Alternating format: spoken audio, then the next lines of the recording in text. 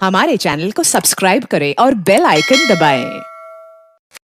आज बिजली का यूनिट 45 रुपए का, आटा 1100 रुपए से बढ़ के 20 किलो का 2300 रुपए पे हो गया, ब्रॉयलर चिकन 400 रुपए का हो गया, गैस है नहीं, रूस से सस्ता तेल लिया नहीं, रूस से सस्ती गैस ली नहीं। जब $113 का बैनुल-अक़वामी मंडी में तेल था तो इमरान खान 145 रुपए का दे रहा था, और आज $75 का तेल हो गया और 200 रुपए 215 रुपए का पेट्रोल पंप पे तेल। तो महंगाई का तूफान, और आगे जो मईशत का हाल, मईशत का तो इस वक्त ये हाल है कि समझ नहीं आती कि इसहाक डार की बात माने कि मिफ्ता इस्माइल की बात माने, या आयशा गौस ने भी आज बात कर दी कि जी कोई उम्मीद नहीं। भाई अगर आपके पास प्लान नहीं है, अगर आप में अहलियत नहीं है, आप आए थे अपने केस खत्म कराने के लिए, केस तो आपने खत्म करा लिए, अब आप जाएं और अवाम को अपनी क़यादत को मुंतखब करने का हक दें। जब आप बाहर निकलते हैं लाहौर की कौम और आप अपने सिर्फ सड़क पे पैर ही रखते हैं तो ये सारे साजिशी जो है इनकी टांगें कांप जाती हैं, सारे के सारे इनके प्लान्स हवा में उड़ जाते हैं। इनका ख्याल था इमरान खान को हम खत्म कर देंगे इसको, लेकिन आज आप देखें इमरान खान पहले से ज्यादा ताकतवर, पहले से ज्यादा मकबूल है। आज लाहौर में पाकिस्तान तहरीक इंसाफ एक बड़ा कट करने जा रही है।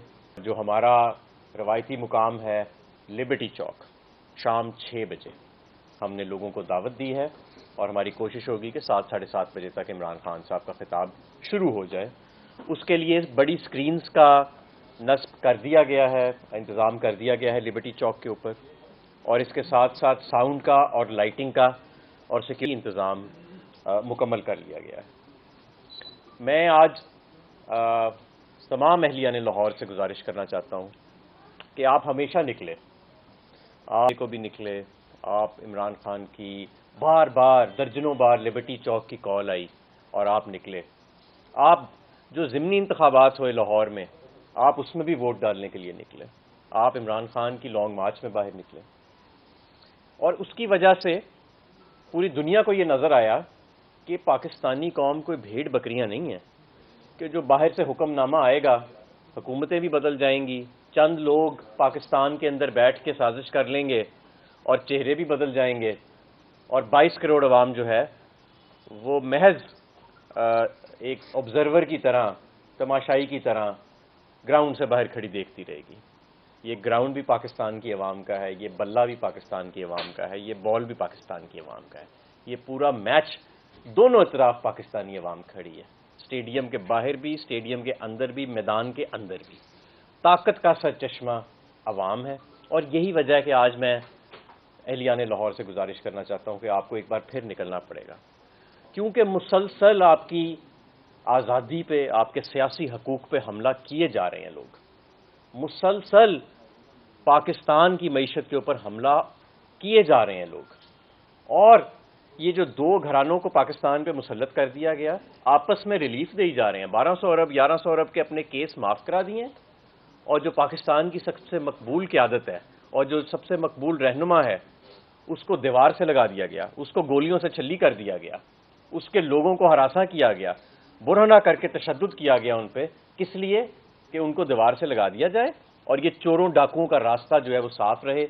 ये एनआरओ लेके मुकमुका करके अपनी तीसरी नस्ल को तैयार करें अपने सरमाए के साथ हम पे हुक्मरानी करने के लिए। और पाकिस्तान की मईशत पे बात आजकल ज़रा मीडिया भी खौफ से करता है, पता नहीं क्यों।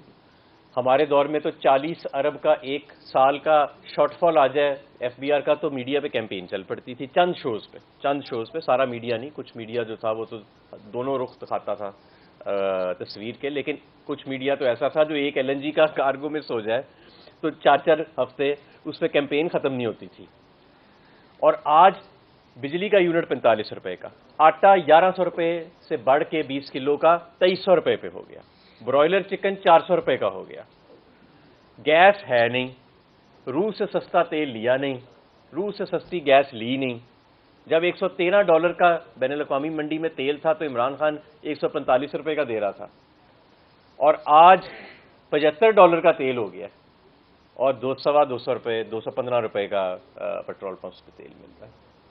तो महंगाई का तूफान, और आगे जो मईशत का हाल है, मईशत का तो इस वक्त ये हाल है कि समझ नहीं आती कि इसहाक डार की बात माने कि मिफ्ता इस्माइल की बात माने, या आयशा गौस ने भी आज बात कर दी कि जी कोई उम्मीद नहीं है। भाई अगर आपके पास प्लान नहीं है, अगर आप में अहलियत नहीं है, आप आए थे अपने केस ख़त्म कराने के लिए, केस तो आपने ख़त्म करा लिए हैं, اب آپ جائیں اور عوام کو اپنی قیادت کو منتخب کرنے کا حق دیں. بیساکھیوں کے آپ سہارے سے کھڑے ہیں, عوام کا مینڈیٹ آپ کے پاس ہے کوئی نہیں. جس پارلیمنٹ کو آپ کہتے تھے یہ سلیکٹڈ ہے, اسی کو آپ کہتے ہیں کہ نہیں یار الیکشن نہیں کرانا ہم نے, اسی کے الیکشن سے بھاگ رہے ہیں. تو نہ ہم آپ کو بھاگنے دیں گے, اور عوام کے باہر نکلنے کا اب دوبارہ وقت آ گیا. اور آج عمران خان صاحب ایک اہم خطاب کریں گے, اہم اعلان بھی کریں گے, اور میں سمجھتا ہوں کہ یہ جو پاکستان کی سیاسی تاریخ ہے یہ ایک نیا موڑ اور ایک نیا رخ لینے جا رہی ہے. ہمیشہ سمجھوتے ہوئے, ہمیشہ مصلحت سے کام لیے گئے, اور عوام کا جو مینڈیٹ تھا اس کے اوپر سمجھوتا کیا گیا. اب ایسا نہیں ہوئے گا.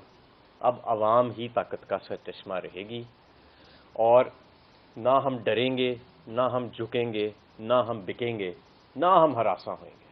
ہمارے آج بھی جو دو اہم رہنما ہیں ان کو ہراساں کیا جا رہا ہے. اعظم سواتی اور شہباز گل کا کیا قصور ہے؟ جن کا قصور تھا, جنہوں نے لوٹا, وہ ایک دوسرے کو ہار پنا رہے ہیں.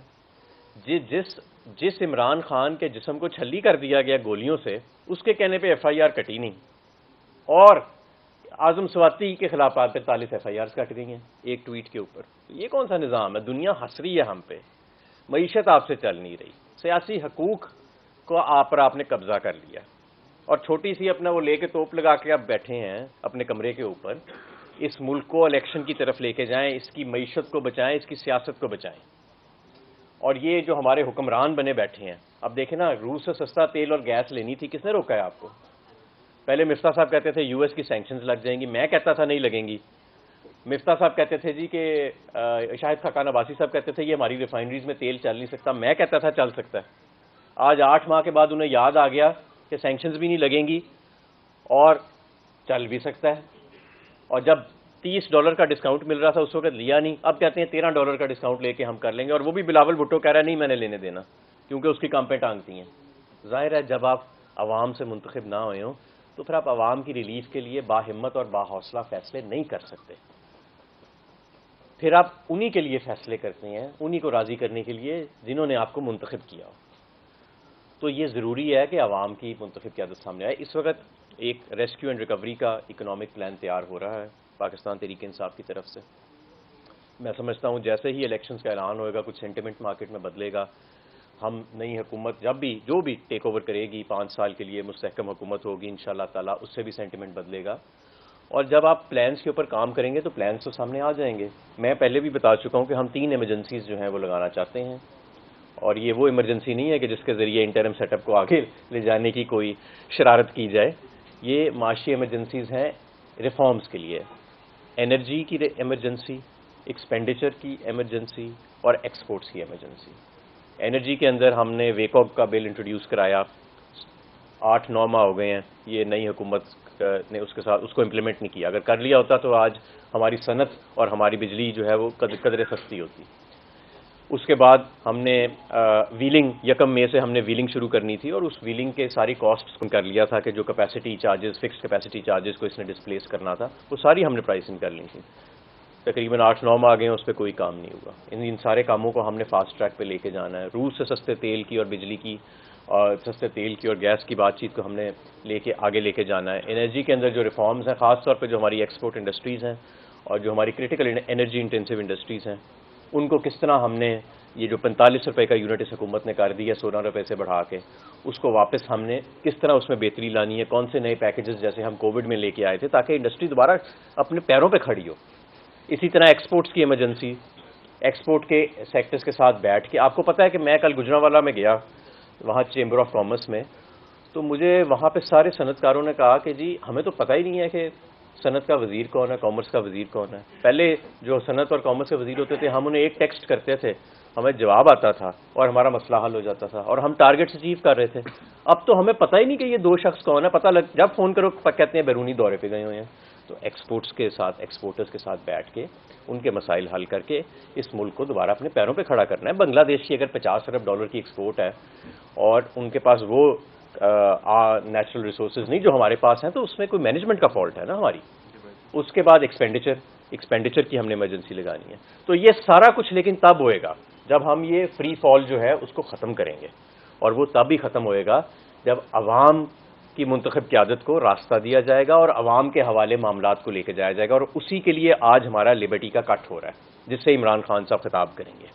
تو میری ایک بار پھر اہلیان لاہور سے گزارش ہے کہ اپنے سیاسی حقوق کے لیے، اپنے معاشی حقوق کے لیے، اور اس ملک کو ایک آزاد، دیکھیں آج اس ملک میں نہ سیاسی حقوق رہ گئے ہیں، نہ کوئی معاشی روڈ میپ رہ گیا ہے ہمارے پاس، نہ لاہور میں تو سانس لینے کے لیے صاف ہوا بھی نہیں رہ گئی، صاف پانی بھی نہیں رہ گیا۔ بس اگر کچھ رہ گیا تو یہ NRO1 تھا اور NRO2 رہ گیا ہے، اور یہ دو خاندان اور ان کے اربوں روپے ملک سے باہر جو پڑے ہیں وہ رہ گئے ہیں۔ باقی انہوں نے اس ملک میں کیا چھوڑ دیا ان دونوں خاندانوں نے؟